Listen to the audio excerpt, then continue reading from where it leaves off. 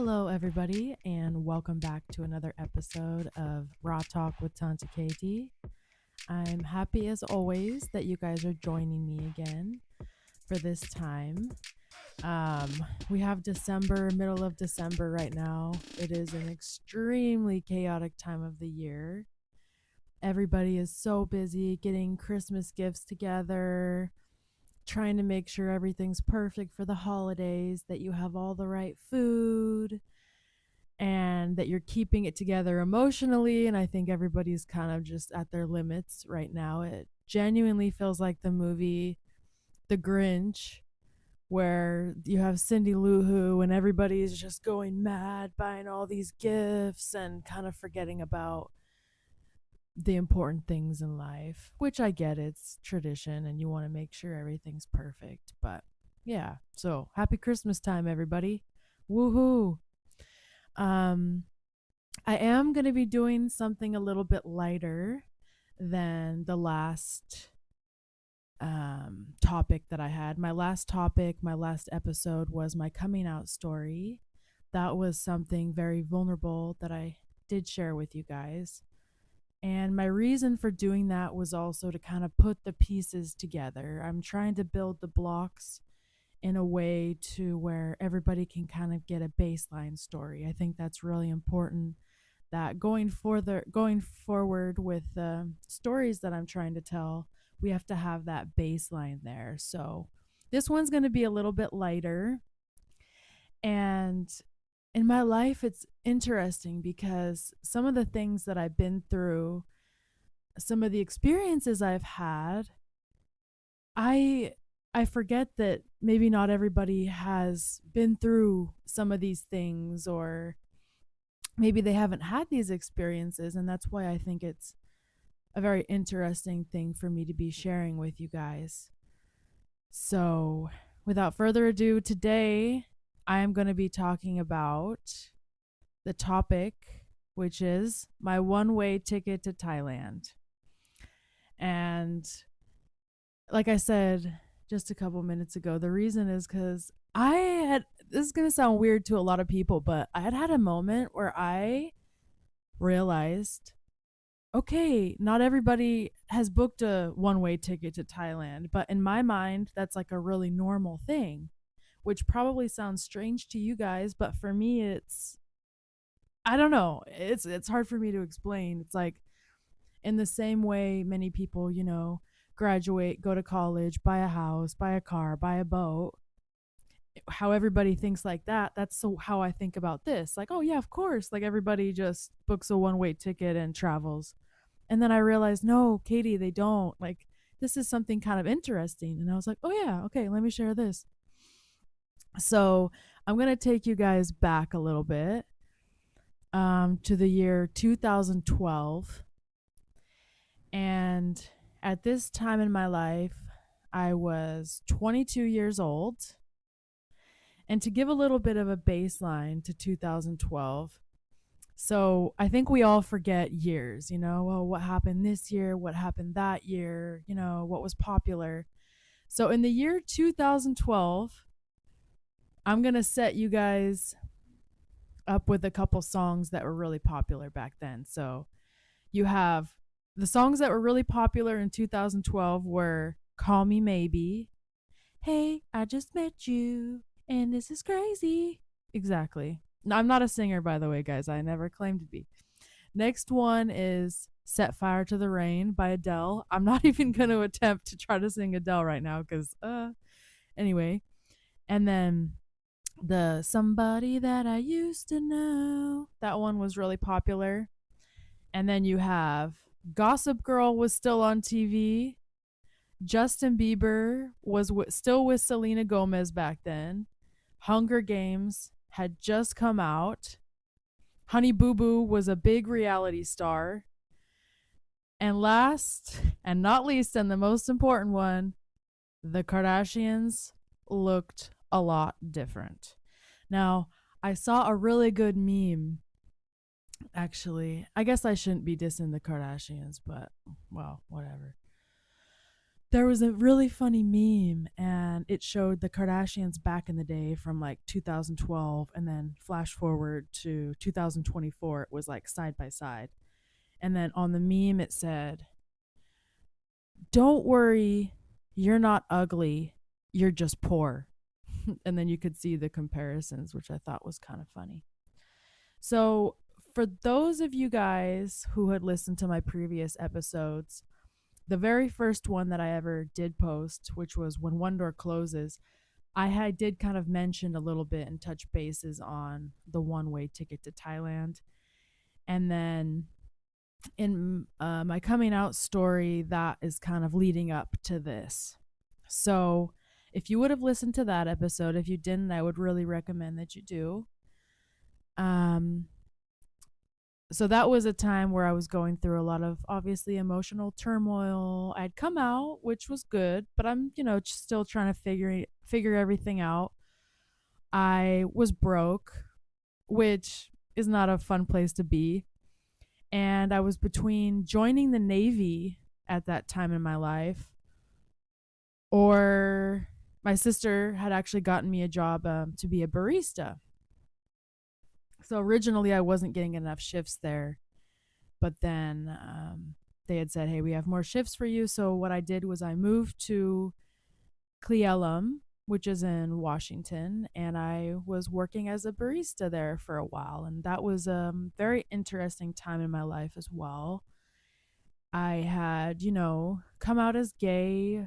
It was definitely a new chapter. I was still trying to figure everything out, which direction my life is going to be taking. And, those are, I always say this, and I do find this to be true. And I want everybody to listen really closely.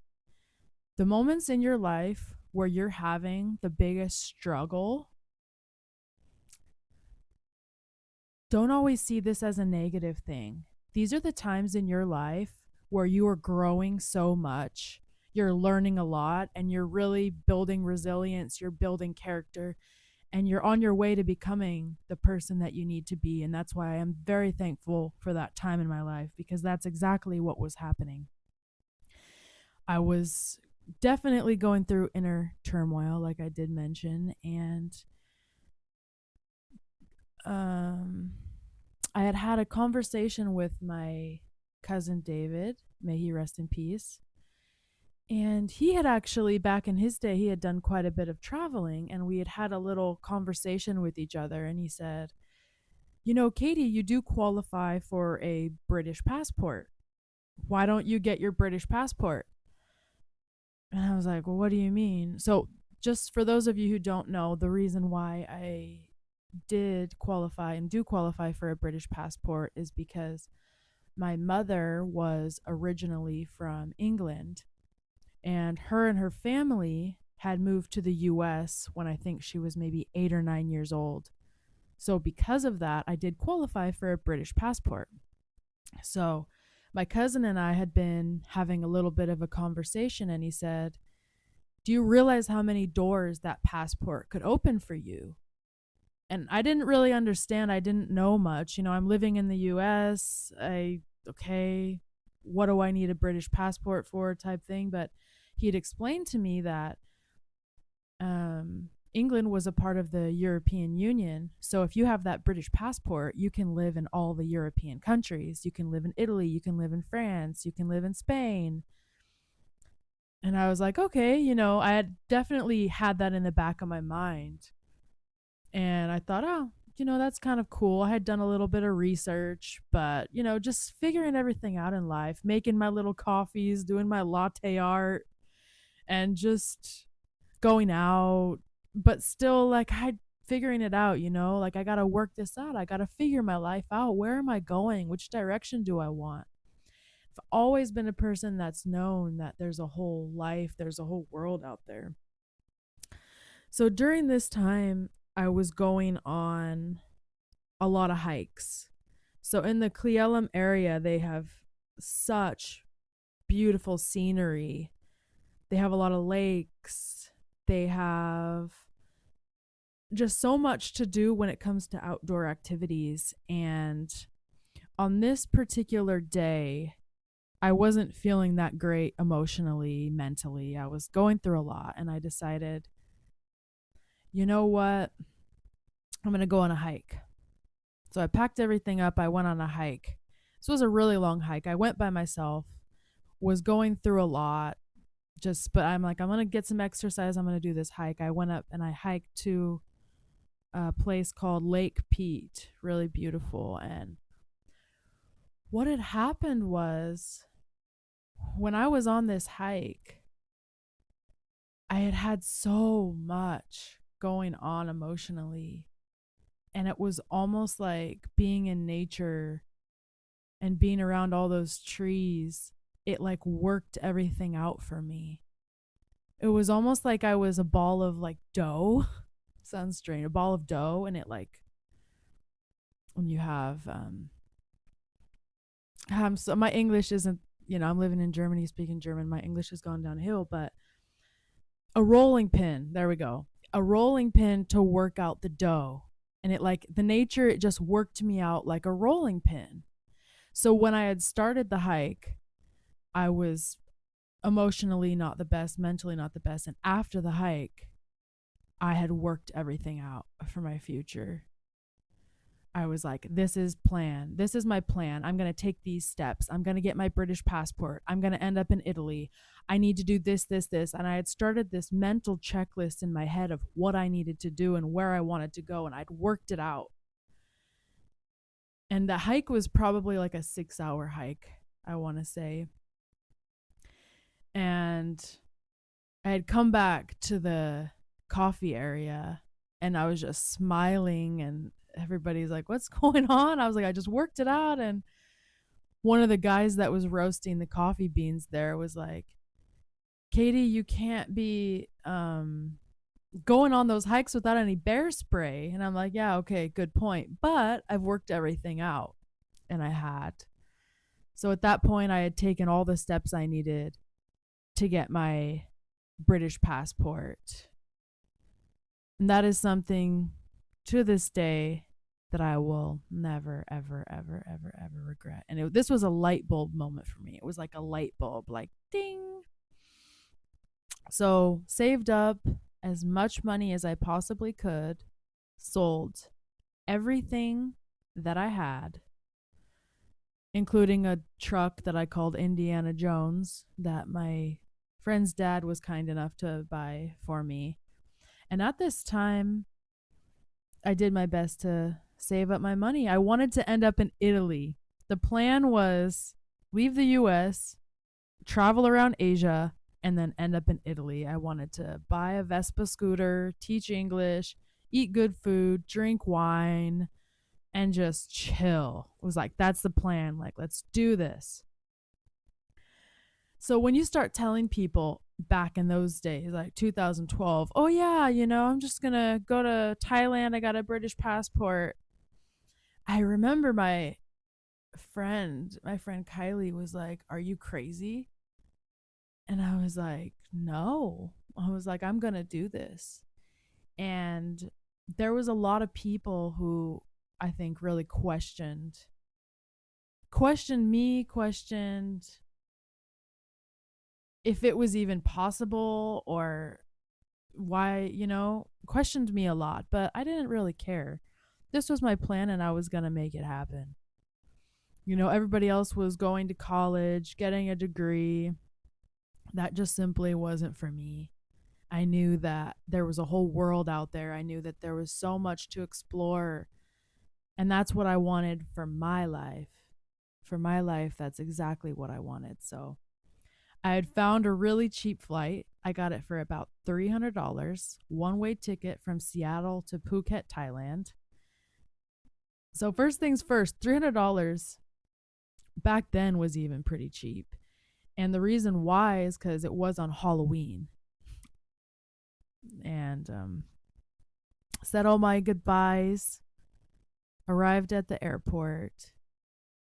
And by the time when I went to check in at the airport, the ladies at the counter were kind of like, something was wrong with the ticket. Like, nah, this can't be. Something's not right here. No.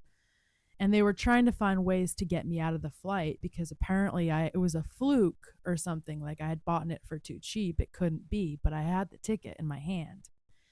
And thankfully, my cousin David had told me before, make sure that you have a ticket flying you out of Thailand. Even if you're not planning on taking that flight, it doesn't matter. Make sure you book that.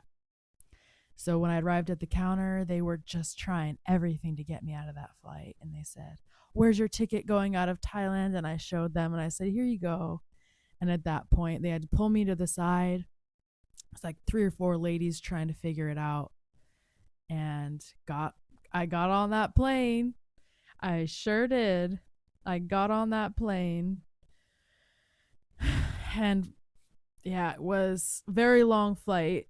Very long flight. We had gone, I don't remember everything about it, but I do know that I was in South Korea for about 8 hours.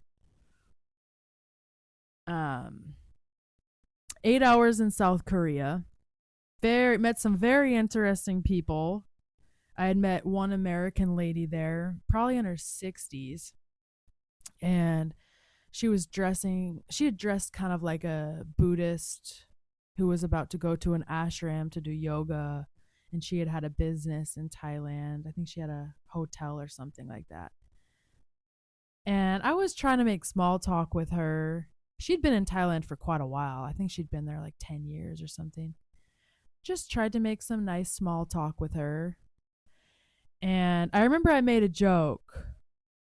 Wasn't anything bad. It was just, made a little joke. And I remember she looked at me and she said, "That's why I like living in Thailand, because the people there don't make those types of jokes. They're just a lot more forward and to the point." And I was like, "All right, lady, I caught your drift and the conversation will end because you're a little weird. It's okay." So, yeah, I arrived in Phuket, Thailand. I was extremely nervous. I really was. It was new, and everything felt different about this place. It was the air, the humidity, a feeling of just being alive, honestly. It was this feeling of really new, just brand new, everything. But I remember I told myself, it was kind of darker at that time. I think when I arrived there, it was probably like, I want to say 9, 10 p.m. And I remember telling myself, "All right, Katie, you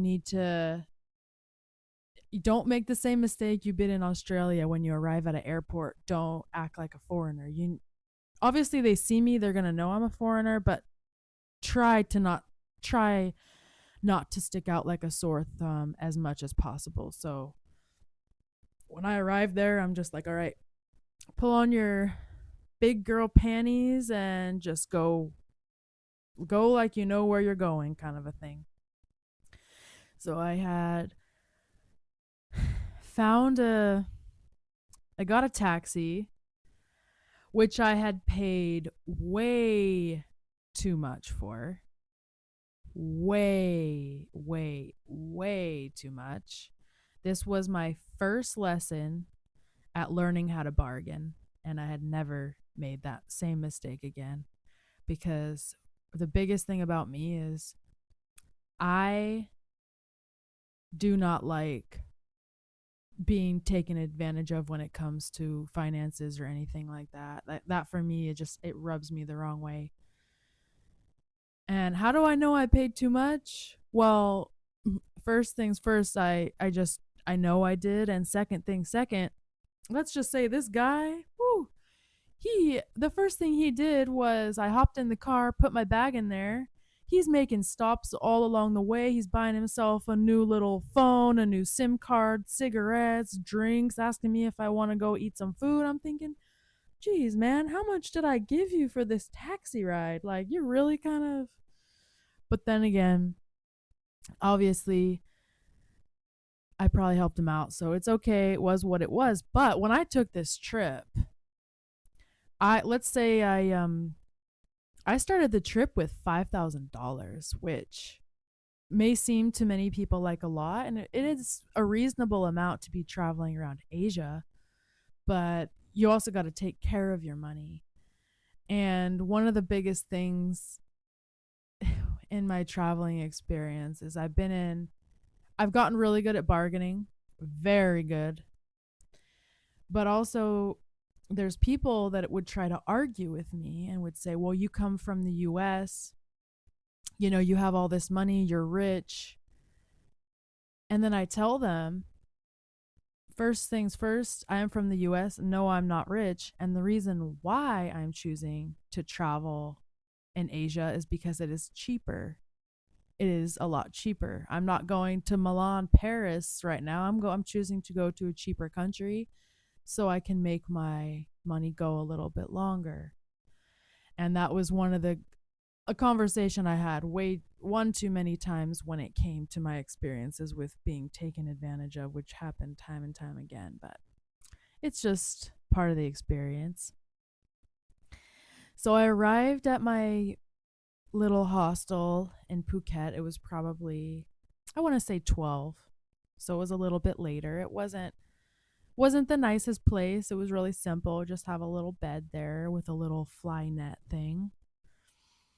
And got my good night's sleep there. And then when I awoke the next morning, it was out of a film. It was better than Christmas morning waking up for me.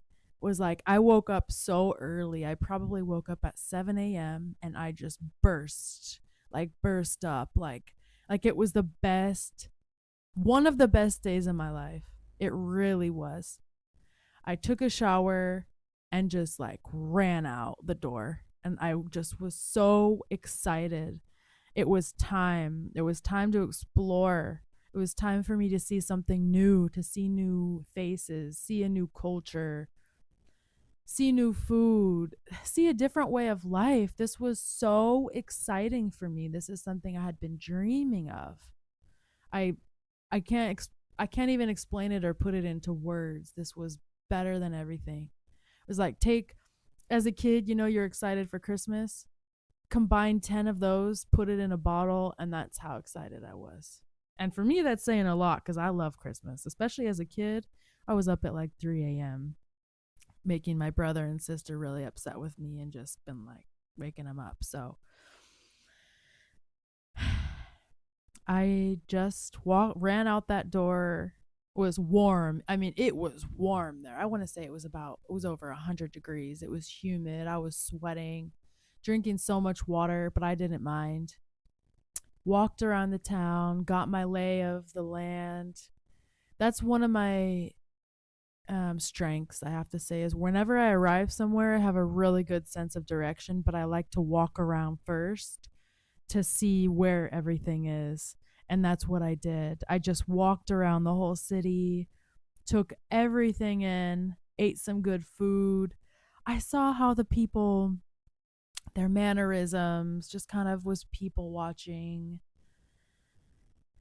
And I had actually ran into a Canadian girl there. I was walking a little bit and then I saw um a girl with blonde hair and everything, and I just kind of introduced myself. Hey, I'm Katie, da da da. And we decided to go to the beach together to hang out a little bit. We talked. She was working. I can't remember what type of work she was doing, but she was working even when she was on the beach. She had her computer there and everything. And I was like, okay, I definitely need to go for a swim. And after that, I was like, all right, I need to do some shopping. I need to do a little bit of shopping, get some new clothes and all that.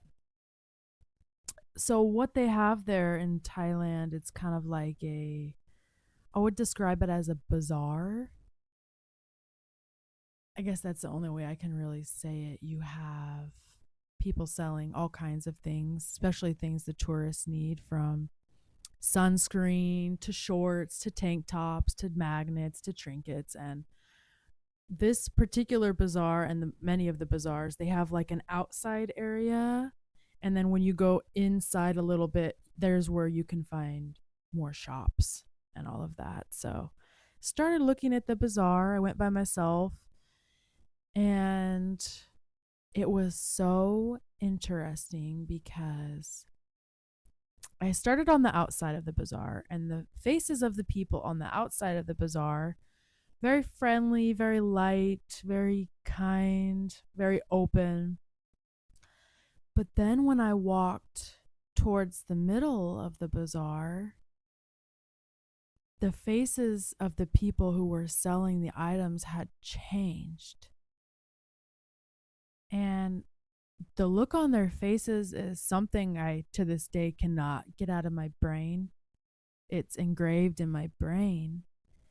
And when you look at their faces and their eyes, it was like it told stories of darkness, pain, desperation, and regret. It was just like this coldness, this feeling of they'd been through so much in their lives, so much darkness, and I could feel it and I could see it. And it was heartbreaking and it was sad, but at the same time I was like, I have to get out of here. I don't have a good feeling being here. I got to get out. So I got out, still managed to buy some clothes, but was really happy to get out of that environment. It was something it's hard to really put in words until you can really see it for yourself. So I went back to the beach, and there was like a bar there, and this guy, it was the owner of the bar there. He said, "Hey, do you want to go for a scooter ride?" And I was like, "Yeah, sure, why not?" So he took me around on his scooter and just kind of showed me a few things, and I just thought it was so fun. I thought it was so exciting. And I don't think that's something I would do now or that I recommend everybody to do, but that was definitely a really good memory for me, I have to say. So the Canadian girl and I, we had exchanged, I think back then, on Facebook or whatever, so we could keep in contact. She was staying somewhere else, but we decided that we were going to go out for a night on the town. And she had also met some other people from England, so we kind of all got together, formed a little group. And for those of you who don't know much about Thailand, I'm going to tell you guys a little something. In Thailand, they have something called ladyboys. And ladyboys, when you go out for a night on the town, you're going to see ladyboys everywhere. And these are guys dressed as women. But let me just tell you, they do it well. They do it so well that you're going to see, when you go out, a lot of older white men who have no idea that they're with a ladyboy until the end of the night. And I'm sure some of them don't mind, but I don't know. It's a whole thing, and I mean, wow, they're very beautiful. I mean, you couldn't even tell. Like, you would look at them, you would have no idea that that's a male. Zero. I mean, they have it down to a science. So when you go out, like, that's what I saw, was so many ladyboys. And I didn't even know. I didn't even know if that's a girl or a guy. I was just like, wow, that person is beautiful. And I got tricked on that night. I was this lady boy came up, and I was sitting having a drink, and she was, "Oh, let's play Connect 4, but if I win, you have to buy me a drink and all these things." And I'm thinking, "Oh, I got this in the bag." Oh no. I was getting tricked so bad. I mean, this girl was like Connect 4ing me all the time. I kept losing. Finally, I'm like, all right, we got to put a stop to this because I don't like losing. First off, I really wanted to win, but I'm like, she was so good at this. And that's how they get the people, and they trick you, and they tricked me. And I was like, So when we were out, the Canadian girl, she had mentioned something about a ping pong show. And I'm like, okay, ping pong show, me being me, especially back then, very naive. I'm thinking, okay, well, maybe the Thai people are really good at playing ping pong. And I personally didn't really have much interest in going to watch them play ping pong, but I was like, well, everybody keeps talking about let's go to a ping pong show, let's go to a ping pong show. And I'm like, all right, finally, fine, like let's go to this ping pong show, whatever, let's go see them play some ping pong. Well, let's just say the idea of what I thought ping pong was and what ping pong in Thailand is are two completely different things. So I'm going to give you the definition I found of a ping pong show. It is a type of sex show in which women use their pelvic muscles to either hold, eject, or blow objects from that vaginal cavity. Ping pong balls are the most iconic object used. So this was new to me. Definitely was not expecting that when I arrived. And let's just say, pretty sure it involved a string of Christmas lights and maybe a turtle. I can't be certain. But definitely don't do it. Do not do it. Do not recommend that at all. Um, if I could go back in time and not show up there, I wouldn't have gone there because I I felt really sorry for those women up there. And I think that a lot of them may have been maybe drugged or something. And I regret the whole thing was just not something I had ever been expecting. Um, and it is really sad. It's really sad. So if you ever are in Thailand, don't make the same mistake that I made. A ping pong show is not people playing a game of ping pong. It is something else, and don't support it. That's my thoughts on that. That was an eye opener. It really was. So that night, gone to bed, had drank a lot, woke up a bit hungover, and I decided, you know what, after last night and everything, I was like, I just need to get out of this place. It's a bit much at the moment. And the lady that was working at the reception there, she had recommended to me that I go to one of the islands. So on the right side of Thailand, they have three islands. They have Koh Phangan, Koh Samui, and Koh Tao. She recommended I go to Koh Phangan. I thought, okay. She said, yeah, there's a shuttle bus coming, and the shuttle bus will take you to the ferry, and then from the ferry, you can go to your island. I thought, okay, perfect. So I went ahead and I booked the shuttle bus, and I booked a place for me to stay on Koh Phangan so that I had somewhere to stay. And back then, I saw a bungalow on the beach for $8. Looked really nice. I'm like, you know what? I'm gonna go ahead and just book that. I booked for a few nights. I'm like, let's do this. Shuttle picks us up. Met as well really cool people. That's one of the best things about traveling. I'm pretty sure it's the same. It's just you just meet so many cool people when you travel, and even in that shuttle bus had many good conversations.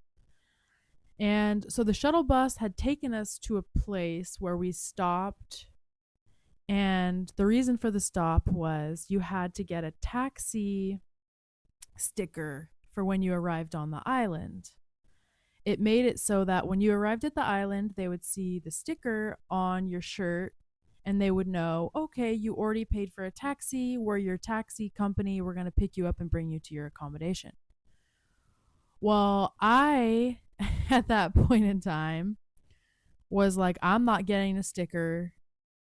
I'm not going to get a sticker. I'm not going to fall for this tourist trap again. They're just trying to take advantage, take my money. I'm not going to do it. So I'm sitting there and everybody else has a sticker and everybody's like, where's your sticker? I'm like, oh, no, I don't need a sticker. Like, you guys got taken advantage of. Like, mm-mm. So everybody's like staring at me like, what? And then the people, come on, buy a sticker. I'm like, is it mandatory? They're like, no, it's not mandatory. I'm like, well, fine, then I'm not going to get a sticker. And so we get on the ferry, head to our islands. It's also dark at this point. It's probably, I don't know, 9, 10 p.m., but it's dark. And met also a really cool guy and girl there.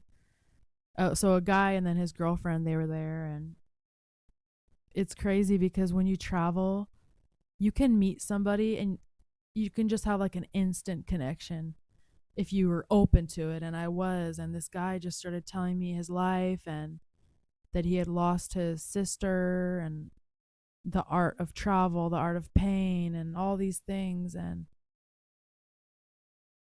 it was really cool to meet that guy. I don't know where he is. I never kept in touch. We didn't exchange numbers, but it was just interesting really meeting people and just having even that 20-minute conversation. But so deep, you know? It's one of those things. So,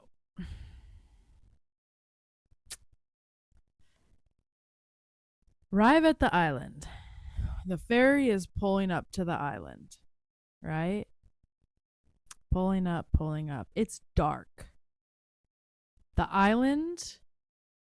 So the ferry is facing the island. I'm looking at the island. It is pitch black. It's an island. It's pitch black. You have fires going on the beach. So like it's almost like a Survivor type vibe, you know? You have like fires going on the beach. Feels a little bit like caveman style. I am heading towards this island. I see no civilization. I don't know what's going on. And that was the first moment where I thought, oh my goodness, I should have gotten a taxi sticker. I was like, what was I thinking? Why did I not get a taxi sticker? Why did I not get a taxi sticker? And the closer we get to the island, the more fear I have. And we're pulling up, we're getting closer. I'm like, oh my goodness, Katie, what did you do? Why did you not get a taxi sticker? Now you're going to have to, trust some random person. Is there even going to be anybody there to even pick you up? So we arrive at the dock, and the theory that I had in my mind was, I'm not going to draw more attention to myself right now because there was people everywhere. You have a ferry come up and there's just people everywhere, right? So I'm like, I'm not going to draw more attention to myself and make it obvious that I don't have a taxi sticker or a ride to go anywhere. So the first scooter that pulled up to say, do you need a ride? I just said, yes, I need a ride. And I got on that, and that was that. It was a very vulnerable and scary time in my life because at the end of the day, I had to trust a stranger. It's pitch black there, literally pitch black. And I have to trust that this stranger is going to get me to where I need to get to. And I don't know, look, for all of you guys out there, oh, don't trust strangers, stranger danger. It's true. Don't always trust a stranger. But what I will say is that when you're in a very vulnerable moment in your life, where you're scared out of your mind, where everything's pitch black, and you have no choice but to trust a stranger, and it works out, this is the best thing because it gives you so much faith in humanity that there are good people out there. This guy could see that I was like shaking, like I was terrified. I didn't let everybody else know, but he could see like I was like shaking, like, oh my God, I have to trust this stranger that it's night out here, it's dark, like he's gonna have to get me to where I gotta get to. This is a jungle, like, it was a jungle, like arriving on an island in a jungle with fires, guys. So get on this guy's scooter, pitch black. He drives me through the jungle. I was so scared. My whole body was just like tense and just like, Ugh. But all of that went away in a single moment. The reason for that is he was driving me through the jungle. It's pitch black. I look up at the trees, and all of a sudden, right above me, all around me, are fireflies everywhere. Fireflies. All around me. It was like they were falling from the trees. And some would say fireflies. Some would say lightning bugs. For me, this was magic. It was pure magic.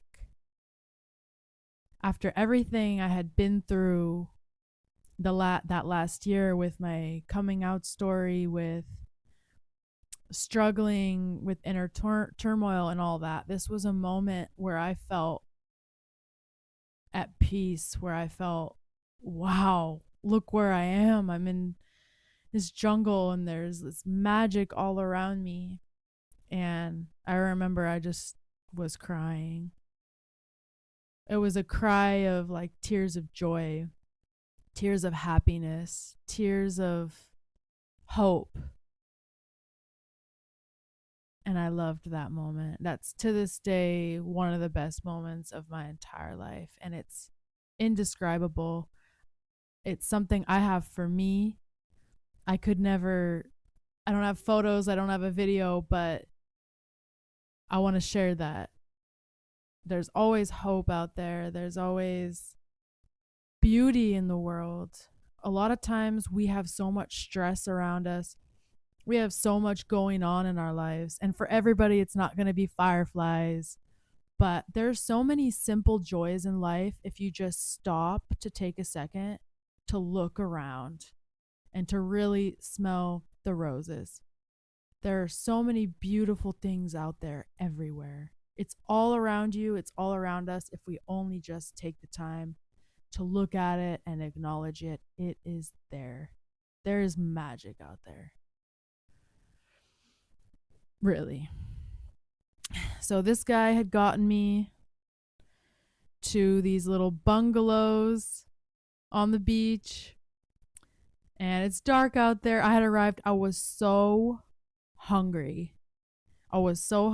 So this place, $8 a night for a bungalow. Honestly, I was so happy, but needed to eat.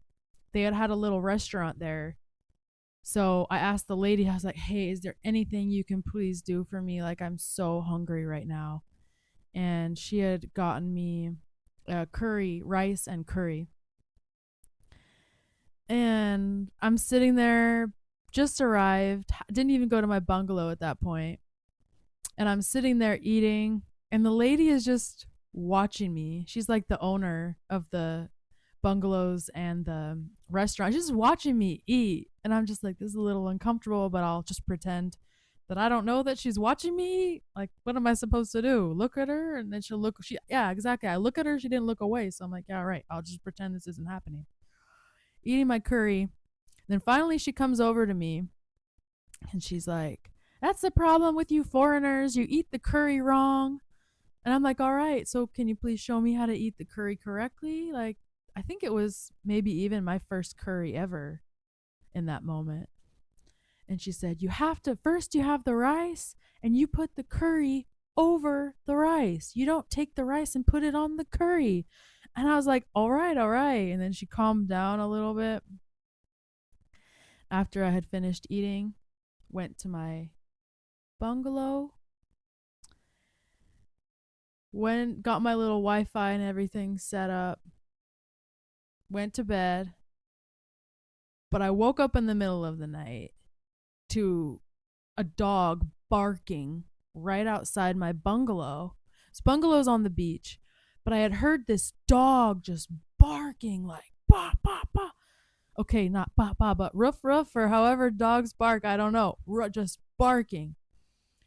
And I like heard a little noise outside the bungalow and just barking, barking, and then all of a sudden the barking stopped. And I was like, I don't know what just happened, but I'm thankful that there seems to be a watchdog around this area. And shout out to all the watchdogs out there because they can really scare people off. So, don't know what that was about, but yeah. So, I'm going to end it here, guys. This is going to be a part 1 of One Way Ticket to Thailand. And I would appreciate it if you guys did share this podcast, if you think maybe it would brighten somebody's day. And I hope that by me sharing this, that I can also share a new perspective with you guys. Also my travel adventures, that it can give you guys, I don't know, help you with your life, or to just see things in a different way, to hear a different story, maybe something interesting. And to everybody out there that's struggling in this holiday season, it's okay. It's all right. Try and still remember about what the holidays are really about. And it's about that togetherness. It's about really focusing on the most important things in life and the people that you surround yourself with and the things that you're thankful for. So, yes, gifts are nice, but try to remember why this is important for you. For everybody, it's going to be different, but when you have your family together, really, really just focus on the beauty of all of it, because it is a beautiful time of year. This is actually one of my favorite times of year. Um, but yeah, just don't take things for granted. Don't take people for granted. Appreciate everything you do have in your life, even if it's not much. Less is sometimes more. I believe that. And I wish you guys all the best. I'll be coming out with part 2 here in a bit. So, yeah. Have a good day. Bye.